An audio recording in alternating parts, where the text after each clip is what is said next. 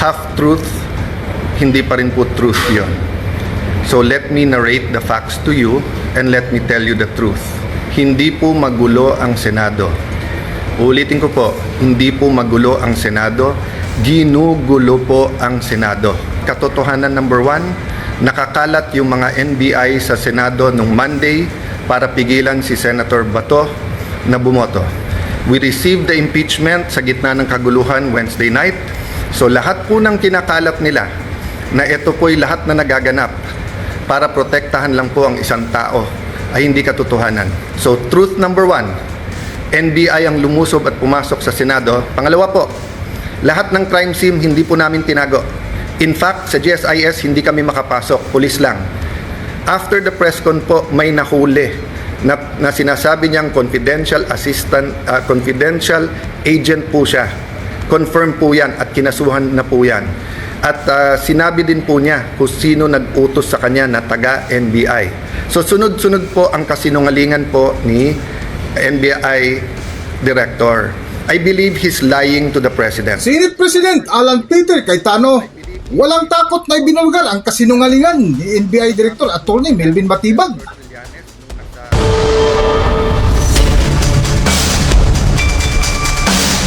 Welcome back to Kaakibat TV. Matapos nga mabalot ng tensyon ang putukan sa gusali ng Senado noong Miyerkules, May 13, 2026, nang kumalat ang balita na arestuin umano si Senador Ronald Bato de la Rosa, ay umani agad dito ng iba't ibang reaksyon kung sino ang mga taong nagtangkang pumasok sa loob ng Senado at sino ang nag-utos. Sa isang live broadcast nga ni Senate President Alan Peter Cayetano ngayong araw, ay isa ito sa kanyang binuksang topic ang ukol sa naganap na insidente sa Senado nitong nakalipas na araw na bumalot ng tensyon, na isa nga sa ibinigay na halimbawa ni Cayetano ay magsabi ng totoo ukol sa naganap na insidente, dahil kung magsalita ka ng half-truth ay matawag pa rin itong kasinungalingan, na ayon pa ni Cayetano na hindi magulo ang Senado, ang totoo ay ginugulo ang Senado. Praise God for this opportunity to tell you the truth, to report, to react, and to make an appeal, first sa mahal nating Panginoon and second sa ating mga kababayan. First po, ang aking pong appeal sa lahat is we start focusing on the truth and the whole truth. Half-truth, hindi pa rin po truth yun. So let me narrate the facts to you and let me tell you the truth. Magandang hapon po sa inyong lahat. First truth, hindi po magulo ang Senado. Ulitin ko po, hindi po magulo ang Senado, ginugulo po ang Senado. Iba po yung magulo, iba po yung ginugulo. So it has been confirmed, mismo pong yung Sergeant at Arms na inappoint ni Senator Soto, former Senate President, at mismong ang NBI Director ang nag-confirm na nung Lunes ay pinayagan yung NBI sa loob ng Senado para po arestuhin si Senator Bato. Makikita nyo ang intensyon din po ay wag po siyang pabotohin. Yun po ang intensyon. Kung ang intensyon lang po ay arestuhin siya, pwedeng mahinahon na umakyat sa session hall, magpaalam at saka iserve ang warrant.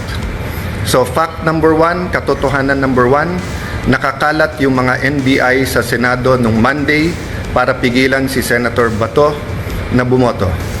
Fact number 2, masasabi ko na pong fakto ngayon kasi po nagawa na namin. Fact number 2, hindi totoo po ang propaganda ng dating majority, ngayon ng minority. Yung propaganda po ng mga Dean of the Law Students, Law Schools, and I'm asking these deans to issue an apology. Naniwala po sila sa propaganda. Let me correct myself, naniwala sila sa propaganda. Yung propaganda is that the new majority is here to stop the impeachment. We received the impeachment sa gitna ng kaguluhan Wednesday night. I signed the letter yesterday, sent it to the House of Representatives, na-receive na po nila at nakalagay sa sulat na ayon po sa rules ng Senado kasama sa order of business sa Monday, and kung walang magque-question ng rules at sa aming caucus nag-agree walang magque-question ng rules, ng impeachment rules sa hanay po ng majority o sa amin pong 13. Therefore, we can already convene as an impeachment court on Monday. So lahat po ng kinakalat nila na ito po'y lahat na nagaganap para protektahan lang po ang isang tao ay hindi katotohanan. Hindi po kami magko-convict dahil lang po sa politika, hindi rin po kami mag-aakwit dahil sa politika. Impartial impeachment trial ang nasa konstitusyon, yun po ang balak naming gawin. Sa diritsahang sinabi nga ni Alan Peter Cayetano na ang totoong nangyari noong nakaraang Lunes, May 11, 2026 ay NBI ang sumugod at nakipaghabulan ng isang senador sa loob ng Senado. So truth number 1, NBI ang lumusob at pumasok sa Senado at nakipaghabulan sa isang senador kahit pwedeng hintayin na lang sa session hall or sa office of the Senate President. Fact number 2, ginugulo nila kasi nasira yung kanilang narrative. So fact number 2, pwede nang mag-umpisa sa Monday ang impeachment trial. Ako nga'y medyo nababahala kasi baka gamitin yung issue na to para maraming magsalita sa Monday tapos sa amin ibabalandra kung bakit may delay sa impeachment.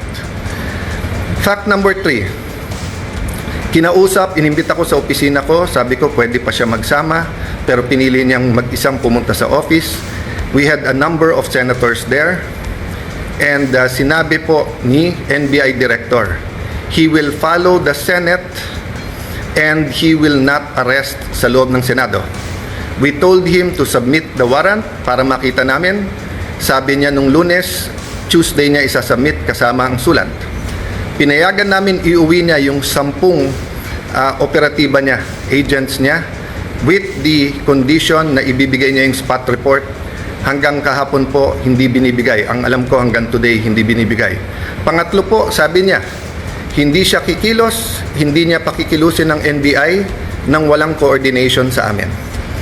Wednesday morning pa lang po, may reports na po kami na naglalabas-pasok po ang mga NBI agents. Naka-alert na po kami ng Wednesday. Pagdating po ng hapon ng Wednesday, paulit-ulit sinasabi po sa akin na meron pong NBI agents na naka-full tactical gear. Ibig sabihin po, naka-uniforme, may vest, may mahabang armas na nasa GSIS. Nagbigay ng contact person si NBI Director Matibag. Tinawagan namin yon at sinabi niya, pinapaabot ni Director, walang NBI sa Senate, walang NBI sa GSIS. Nung hapon, umakyat sa akin si General Mao at nagsabi po sa akin na may nangyayari sa mga pinto at yung GSIS ay nagsasara ng mga pinto at nagsasabing kahit senador po ang dadaan doon ay kailangan inspeksyonin. Sabi ko kay General Mao, paki-anyaya sa head ng GSIS, administrator yung nagamit niya noon, I think he meant GM. Sabi ko, I'm willing to talk to him very calmly, please call him. The next thing I knew, meron na daw mga armado doon. I asked them to call NBI ulit. Sinabi na naman nila na wala. Samantalang kitang-kita na ng mga nakasuot ng NBI. The next thing we knew, may mga putukan na at akala po namin yan ay mga fireworks. Nagpuputukan na pala po sa baba. Still, they were denying that NBI yon. Kahit na yung mismong winarningan nila ay nagsabing NBI sila. So please look at the context. Alam natin under siege nung Monday or nasa loob ng Senado ang mga NBI. Alam po natin na nakipaghabulan sila. Gina-justify pa dahil ito daw po ang paraan na mag-arrest. Pagkatapos pinangako sa amin na wala daw pong NBI sa paligiran. Nandun na po Marines, nandun po PNP, libo po ang PNP sa labas, naging very transparent kami. Nakiusap kami na walang baril sa loob ng Senado. Tignan nyo po lahat ng video. So nung nangyari na po yun at hindi na po namin alam kung sino kakausapin dahil nagkaipitan na sa loob ng kwarto ang bawat isa, ginamit natin Facebook. Ang sumagot po ay si Secretary ng Interior na si John Vic Remulla. Dumating siya, sabi niya, please allow the police inside. Nag-usap kami, sinabi niya, secure kagad. I'll be there in 10 minutes, secure the CCTV. Agad kong sinabi, kay as soon as nakaakyat na po si Sergeant at Arms Mao, sabi ko, secure the CCTV room, huwag niyong gagalawin. Pagdating ng mga polis, make sure you have 2 copies, isa sa kanila, isa sa amin, para hindi po matamper. Yun din po pinag-uusapan ng ibang senador sa loob ng room. So nung sinabi po ni Jinggoy na itago, ang ibig niya sabihin, make sure walang makakuha kung hindi po yung polis. At sinagot siya nun, kung tinuloy yung video na yon, may sumagot na nakasecure na po. As soon as Secretary Remulla came, the first thing he did was kamustahin kung okay kami, kung secured yung mga senador. Then tinanong yung CCTV and then nagpaalam kung pwede i-sweep floor by floor at pumasok yung iba pang pulis.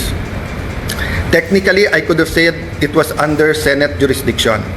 But he gave me his word and he followed his word that this will be a investigation that is independent. Sa patuloy nga ng live ni Senate President Alan Peter Cayetano, ay sinabi nito na lahat na crime scene sa naganap na kaguluhan ay hindi nila tinago, na sa katunayan sa araw ng maganap ang insidente ay hindi sila makapasok sa JSIS building kung hindi mga pulis lamang ang pinayagan. So dalawa po, joint investigation to. Lahat po ng CCTV agad binigay. Pangalawa po, lahat ng crime scene hindi po namin tinago. In fact, sa GSIS hindi kami makapasok, pulis lang. Kaya bago umuwi si Secretary Remulla at si Chief PNP Nartates, hiningi ko na makapasok din po. Kasi nung una, inilalabas ang narrative ng iba na wala daw putok from the other side. Nung una, isa pa lang ang nakitang putok o bala na tumagos galing sa kabilang side. Pero nung pinayagan kami sa loob at nung pagkatapos po na inusisa ng mabuti ng PNP, nakita po na may at least 5. So what am I saying here? This is the results of the independent investigation so far. The President, and I thank him for calling, checking how we are, and assuring us that he told everyone to stand down, the military, the PNP, and the NBI. But I told him, sir, the NBI has been lying to us. Sabi niya, hindi, susunod sa kanya yung NBI. Sabi ko, sir, with all due respect, nandito naman si Sec. John Vic, siya na mag-report sa'yo. So, dun sa mga nagsasabing this is stage or whatever, di ba? We allowed every single transparency measure. We allowed the investigation. In fact, pag akyat namin ng 5th floor, kahit wala sa usapan, sabi po ni Secretary Remulla, ibaba ang mga armas ng OSAA. I saw his wisdom para nga hindi magka-enkwentruhan, para hindi magkaroon ng miscommunication or hindi questionin ang intention ng bawat isa. Pinababa ko sa mga OSAA yung mga armas. Sa 5th floor yon. We went to the 1st floor, nakita nyo naman yung press con. After the press con po, may nahuli na sinasabi niyang confidential assistant, confidential agent po siya. Confirm po yan at kinasuhan na po yan. At sinabi din po niya kung sino nag-utos sa kanya na taga-NBI. It is about this time na nagsimula pa lang mag-iba ng narrative ang NBI. Biglang umamin na nandun at biglang may sulat daw na ang GSIS ay nag-request ng security. Kailanman po wala sa history ng GSIS na NBI ang kanilang tatawagin. Parati po yung pulis. Ang NBI po ay hindi taga-secure. And even assuming for the sake of argument, may usapan na po kami ni Director Matibag na in the building, around the building, kasi pinangako niya sa akin walang checkpoint sa labas ng NBI. Samantalang nakita namin po yung video, NBI, pinabubuksan po yung mga kotse ng senador. This was on Monday. Sa nangyaring insidente nga ay tila sinisisi pa ang head security ng Senado na balitang suspindihin ng kalahating taon na isa nga sa apila ni Senate President Alan Peter Cayetano na para patas ang laban na dapat suspindihin din ni Ombudsman Remulla ang NBI Director na isa nga sa nilinaw ni Senate President Alan Peter Cayetano na sunod-sunod ang kasinungalingan ni NBI Director Melvin Matibag. Para sa buong kwento, narito ating panoorin ang video. Narito ang video. So sunod-sunod po ang kasinungalingan po ni NBI Director. I believe he's lying to the President. That is my personal belief. I believe he is giving him false narratives. Kasama po nila si Senator Trillanes nung Monday. Senator Trillanes had no personality to do that, but he is in coordination with many. let me express my sadness, my regret. First time po na ganito nangyari sa Senate. Usually po, nabangga lang, nauntog lang yung isang senador, nadapa. Nandyan na yung 24 to see how you are. Usually po, may threat pa lang sa Senate. Pupunta na dyan lahat to see how. But makita nyo naman po, parang bula na wala po yung buong minority. Pagkatapos, wala kaming narinig hanggang mga 10, 10:30. Nung sinabi lang po, ay 9, 10, I don't know the time anymore. Nung sinabi lang ni Senator Camille that we're okay, dun lang nagparamdam yung iba. And then ngayon, sunod-sunod, galing sa minority, pinagbibintangan pa ang majority at ang Senado. Pinaligiran tayo ng NBI, naka-full tactical gear. When we defended ourselves sa Senado, sasabihin nyo pa nakakalungkot at magulo ang Senado. Nakakalungkot po because never nangyari to sa institusyon ng Senado. Even po yung mga kapatid natin sa kaliwa, sa progressive group, nandyan po ako nung Batasan 5. Hindi natin pinayagan na arestuhin kayo dyan sa loob. Kasama ko pa ho si Senator Lacson noon na binisita kayo. Binigay namin ang moral support. So alam nyo po anong ibig sabihin po ng courtesy ng wag mag-aaresto sa Batasang Pambansa or dito po sa Senado. Having said that po, there are different issues na sinagot ko na sa inyo. But I'm going live today because I heard the Ombudsman will do an independent investigation. That is good news. But I also heard that he issued a suspension against General Mao. Assuming for the sake of argument that it is a valid suspension, and the reason is preventive suspension para hindi magulo yung investigation. Number one, there is a duty to inform us so that we can replace, so that we can make sure na safe ang Senado. Remember, the impeachment is going to start on Monday. On Monday. So how can we secure and make sure matuloy at hindi na naman kami guluhin tapos kami na naman ang pagbibintangan?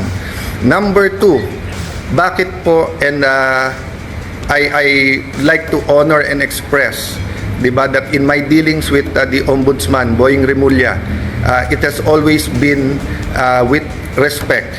We many times disagree, but he, to me, had an open mind. We disagree in legal, but he listened.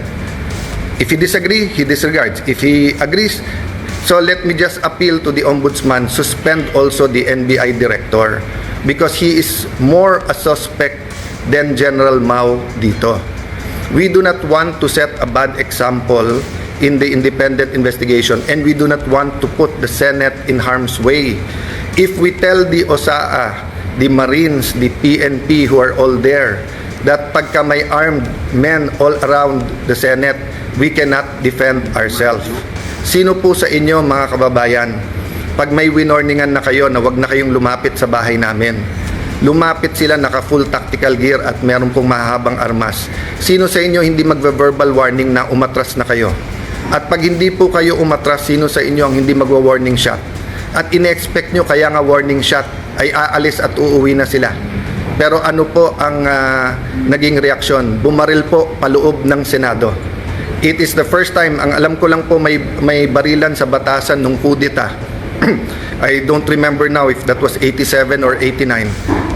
And I don't even know if it was inside the Batasan. Pero it is the first time na Senado babarilin sa loob ng Senado. Lahat po ng Senate media were in the second floor. They have footages po. The investigation can be done independently. I have held off from the Senate investigating ourselves. Diba? We can also investigate. But I don't want this to be political. I want it to be calm. I want to respect yung sinabi ng Presidente, and I assume good faith. I assume he was telling me that based on the information he had at that point. I take offense that the Executive Secretary posted in his Facebook na staged without waiting for the investigation. Hindi ako nakatanggap ng tawag sa kanya na kamusta na ang mga senador, kamusta kayo? I promised my family and some people I will not be emotional in this broadcast, but ito lang po ang pahatid ko po sa lahat ng executive department. Kung anak nyo po kaya yung nandun, kung asawa nyo po kaya yung nandun, yung mga anak ni Joel Villanueva, haven't they suffered enough? kahit na sunod-sunod ang false narratives nyo sa kanila. What do you think they felt when they thought na baka hindi makalabas ng buhay yung kanilang tatay? Si Camille, bata pa, kakapanganak lang, di ba? Few months ago. Nandun po, naipit sa loob, hindi malaman kung anong gagawin. My sister, she's healthy, she's beautiful, but she's not a teenager. If she had a heart attack, anong gagawin nyo? Yung staff ko na legal, hindi political yung mga yon. Hindi marunong sa politika, they just joined me this term. Traumatized silang lahat. Sabihin nyo may mali na mag-warning shot, sige na po, may mali. So ang sagot po ng NBI, kung may mali ang Senado, barilin ang mga Senado. Kayo po sa minority, mas importante sa inyo ang 2028, mas importante sa inyo ang Senate presidency, kaso sa buhay ng mga kasamahan nyo. O sige, tanggapin ko na yun. Tanggapin ko na kung meron utak pulbura, meron din utak politiko, but you're willing to see the Senate that way, and you're willing to join the narrative, to flip the narrative, to say that since I got there, magulo ang Senate. Why? Kailan naging crime ang magpalit ng Senate President? Sino ba nagpapasok ng NBI kaya nagkagulo nung Monday? Hindi ba si Senator Soto? O, sino ba nagpadala ng NBI nung Wednesday kaya nagkagulo? Hindi ba si Director Matibag? Sino nag-utos sa kanya? I believe the President told him to stand down. But anyone below the President could have said, no, ako sundin mo, tumuloy kayo doon. He could have called me and told me na huwag kayong maalarma, nandyan. When my sister called, ano sinabi niya? When Senator Loren, he kept on denying. Nung sinabi ng sister ko from the back, kasi hindi na namin malaman nangyayari, do your job. Pinagsisigawan yung sister ko na huwag mo akong sigawan. Yan po ang response ng ating NBI director nung akala niya, nung nalaman niya na under attack ang Senado. Hindi niya sinabing, ma'am, susugod, ma'am, titignan na, ma'am, pupulautin, ma'am, tatawagin namin ng DND, ma'am, tatawagin namin. Hindi. Ang sinabi niya, huwag kayong sisigawan. So mga kababayan, kung tumawag kayo ng 911 at sinabi yung nilulusob ng mga bahay niyo, may mga armado na puputukan, at ang sabihin ng taga 911 sa inyo, huwag niyo ako sigawan, ano po mararamdaman niyo? So, I have held back emotions. I have tried to answer as much as I can. I have a narration of facts. I have the videos. I could have made accusations yesterday sa harap ng media. They know what really happened. But I didn't. Why? Because our country is in several crises right now. The crisis brought by the oil shock. So I want the 5 or 7 bills that can help us. Tinawagan pa ho ako ng DepDev, yung dating NEDA na secretary, kasi biglang kinancel ang LEDAC sa Tuesday at sabi ko, willing ba akong ituloy? Ito, willing po, dahil napaka-importante to. At sabi niya may i-discuss na new taxes na importante. Sabi ko, willing to listen. O yung pala, sinasabi ng mga kasamahan namin, kinakausap at tinatawagan at yung iba'y tinatakot dahil kailangan daw magpalit ng Senate President sa Monday. Politika na po yun, isang tabi natin yun. Let's go back to the main issue. The integrity of the Senate. The President used to be a senator. He understands this. That's why he went on national TV. I believe that's why he called. Because he wants to make sure we know in the Senate that he will not allow that. Pasensya na po sa mga kaibigan, mga kakampi sa DDS. I take that po, yung sinabi ng Presidente, I assume good faith.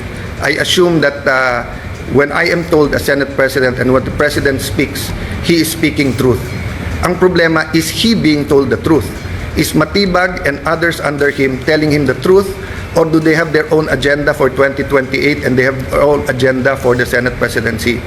Lastly, I may leave anytime. They can remove me. I can even be gone as senator. I mean, I've reached the pinnacle, I think, of my career. No, from councilor to vice mayor, congressman, speaker of the house, secretary of foreign affairs, and now Senate president. Ano pang hihingin ko sa mundong ito? Ano pang ipagdadasal ko sa Panginoon? Siguro po, dito sa local, kasi mahal ko po ang aming bayan ng Taguig at Pateros, 'di ba? But in so far as national, wala na po akong hanapin. Tahimik po buhay ko. Tahimik po buhay ng ate ko. We're minding our own business. But when 12 senators came to me and said, we have to make sure that everything is done by the Constitution. Simple ang sinabi ko, will we have a fair and independent impeachment process? They said yes. Are we all willing to sacrifice? Yes. Are we going to be confrontational at every move? Hindi. Oh, pero bakit po ganito ang inaabot namin? So again po, hindi po kami magulo. Ginugulo po kami. So again, Honorable Ombudsman, please consider, remember po, in an investigation, it's not only the result, it's the process. So there will be no independent investigation while the NBI officials hindi lang po yung director, yung pong head ng transnational crimes, kasi yung po ang tinuturo ng kanilang confidential agent. Hanggang hindi po sila sinususpend, tapos ang sinususpend po ng sa Senate. So mga kababayan, asahan niyo po sa Lunes, ang focus, ang attention, bagaman napaka-emotional tong mga nangyayari at bagaman existence na ng integrity na ng Senate to, alang-alang po sa ating mahal na bayan, alang-alang sa konstitusyon, we will focus na makonvene yung court. Kung may gugulo po niyan, hindi po kami. By the way po, pag convene namin as a court, pag issue po ng summons, hindi pa ho magsa-start ang trial kasi sasagot pa ho ang Honorable Vice President. So wala pong dahilan na magmadali silang magpalit sa Monday, even if they will recycle another narrative to say that this is for the impeachment. I ask our young people now, yes, there are, dati kasi pagka nag-issue ng statement lahat ng deans, ako mismo bilang idealistic na law student, kahit tatay ko mismo na idol ko nagsabi bilang batas, naswesway din po ako. Pero tignan nyo po yung katotohanan versus po sa propaganda. Sabi ng mga deans, ang palitan daw ay para makontrol po ang impeachment at para po ma-dismiss. I'm paraphrasing, di ba? Or whatever you call it, whatever word you use it. Hindi po. In fact, mas mabilis pa ho kaming kumilos. Kasi pwede pong Thursday na namin check-in lahat ng annexes, etc. Kasi nagkagulo sa Senate ng Wednesday night. But hindi po. I think the very professional Senate Secretariat, despite yung buong gulo, tuloy-tuloy po. Tuloy-tuloy po yun. So, again po, you want an independent investigation, go ahead po. Pero delikado po kung ano magiging katotohanan because ang katotohanan po, ang Senado ang ginugulo. We will keep you updated. Again, we have all the facts. Sa mga matitinik na reporters na may mga tanong na pointed, I'm talking about outside the Senate kasi inside the Senate nakapagtanong naman sila. We're ready to answer all of the questions. We just wanted everyone, to not have a national trauma about a news that inaatake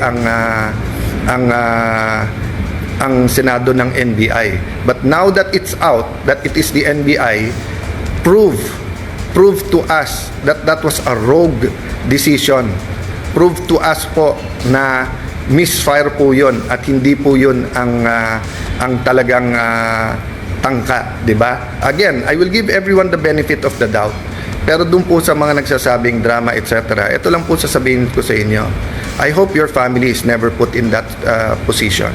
Because I was there. And I wanted to go out and I wanted to face them. Diba? And I saw the reaction of everyone and I watching the video, sobrang tapang po. Hats off. I really respect po yung Senate media. Hindi kayo nagtago, hindi kayo umuwi. You run towards danger so that people will know the truth. Kaya yung pakiusap ko, lahat ng naglalabas ng video, nakitang-kita yung katotohanan, kaya nasisira mga gawa-gawang narrative. Continue to do that. Hanggang dito na lang muna ang ating video at kung nagustuhan nyo, huwag kalimutan mag-subscribe at pindutin nyo na rin ang notification bell para ma-notify kayo sa ating susunod na video. Maraming salamat! Let's not destroy our nation.